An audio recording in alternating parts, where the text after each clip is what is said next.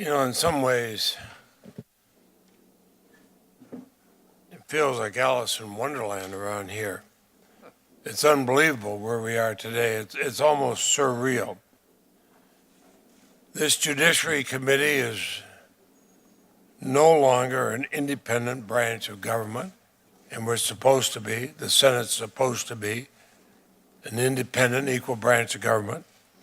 We're no longer that, but we're an arm and a very weak arm of the Trump White House.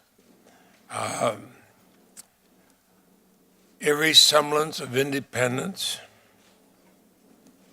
has just disappeared. It's gone.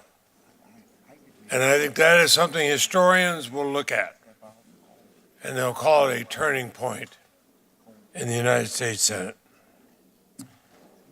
This committee, after months of breaking precedent after precedent in a manic rush to fill a Supreme Court seat, is now on the verge of voting on a nominee who has been credibly accused of sexual assault, and the committee hasn't even conducted a meaningful investigation.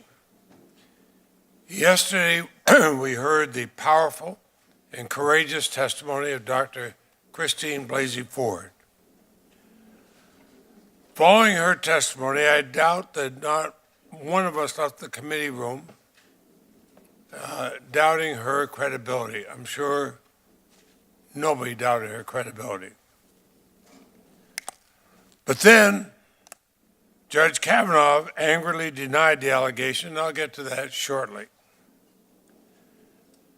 But we should all agree that a credible allegation of sexual assault against a nominee to our nation's highest court demands that we proceed with the utmost caution. Our constitutional obligation, at the very least, is to investigate these allegations properly. This isn't about delaying a nomination until after the election, even though we have that precedent when the Republicans did that with Merrick Garland. This is about doing our job. This is what we're elected to do, what we're paid to do. And the first step is an FBI investigation.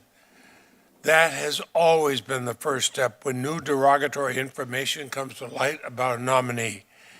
Even in one instance when the information was as minor as decades-old marijuana use, Republicans still made sure we had an FBI investigation. Why is Judge Kavanaugh, who is facing much more serious allegations of sexual abuse, why is he being held to a lower standard than all the nominees before him? Certainly all the nominees I've seen in 44 years. A proper investigation also means hearing from all the witnesses. That includes the 4 witnesses who signed sworn affidavits offered by Dr. Ford. And most stunningly, this committee has refused to call the sole eyewitness to the alleged assault, Mark Judge. Instead, all we have is a brief letter from Mr. Judge vaguely asserting that he has no memory of this alleged incident. Well, I'd like to ask him questions about that under oath, and a lot of us would. He has effectively nailed a do not disturb sign, and apparently the Republicans on this committee are satisfied, as if oral testimony and opportunity to question a witness is unnecessary.